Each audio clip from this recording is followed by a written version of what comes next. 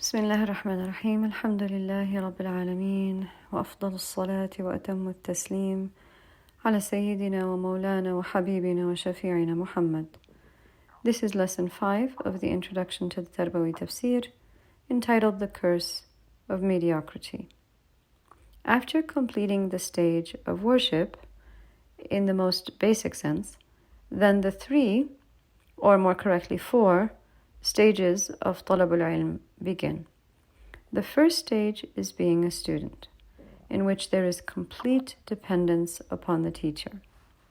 The next stage is the student scholar, who remains partially dependent upon the teacher, but also partially independent, having gained tools of scholarship and knowledge on their own.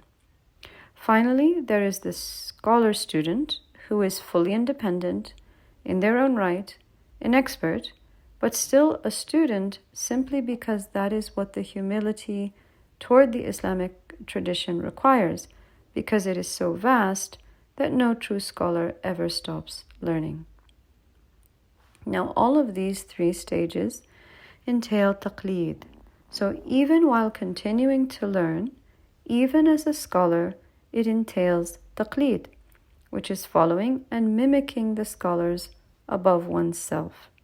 The only thing that changes is how far above those superiors and seniors are.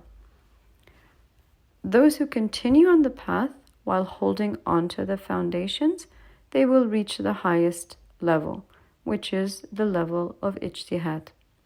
And ijtihad is not just in fiqh. In fact, it is in all of the main Islamic sciences. So when a student is elevated through these stages, they become a scholar who has grasped the previous contributions in that field, and then they can build on them. This is really the objective of the Islamic scholarly tradition. It is not just to regurgitate information. In our times, the term talabul ilm or talib ilm is very abused, and it's most often associated with mere regurgitation of information. The essence of talabul ilm is the imbuing of a prophetic way of thinking, a critical way of thinking. It is not completion-based, which is sadly the general mode of operation of almost all, if not all, Islamic seminaries.